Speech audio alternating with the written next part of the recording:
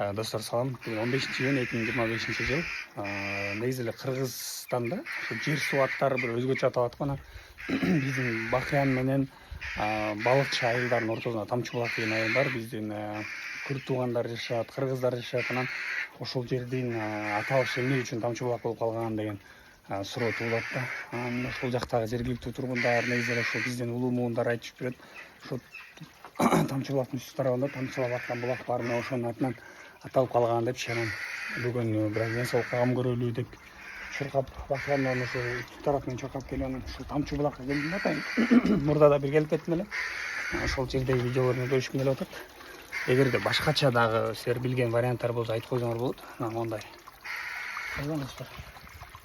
Мондай кичинекей тамчылап койгон болуп жатат. Тамчылап агат. Бул мындай боюндай могул жака үстүн болсо бул жанагы аска сыяктуу эле экен. Анын аркадагы дөң купурак жер болсо түйүнөн ушинтип аккан суу бар экен. Ага бир могул жерлер катуу жерлердин баардыгы мынтип ойлоп коет.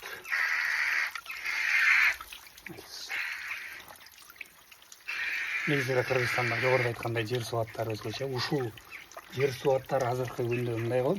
Бирөө атасынын атын койгусу келет, апасынын атын койгусу келет. Дагы ушул сыяктуу. Анан негизи эле түпкүлүгү сакталып калса сонун болмок деген ой айтып келет да. Анткени кызык да. Мисалы караңыз, Тамчы булак деген жерди мисалы дагы бир адамдын атынан айтып койсо, деп оймокпуз да. Ошол адам тууралуу кызыкмакпыз. Тамчы булак болгон үчүн мисалы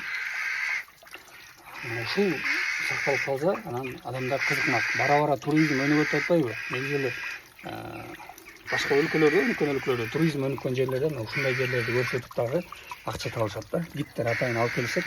Ушул жердин аталышын, эмне үчүн Тамчы булак болуп калган деген сыяктуу бүт маалыматтарды берип анан ушул жеринен көрүп, мисалы мына кармап көрүп өзүнчө бир рахат алып, ошондой бир туризмдин тармагы өнүгүп атат десек болот. Анан биз дагы буйруза мынакей президент Талас областына Эрман Жумаевич өткөндө бир презентация кылганда да айтты, Таластагы туризм тармагын өнүктүрүш керек деп 7 багыттагы бир долбоорду презентация кылды эле.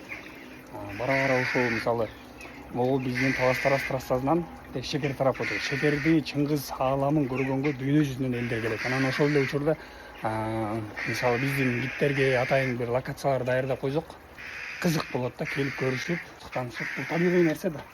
Ошол достор, ошол нерсени айтып коеюн дегем, ийгилик болсун. Чуркап келгенден кийин суу ушунчалык зар болот экен, ошол суудан ичип алып, чуркап кетели деп атабыз. Ассалому алейкум.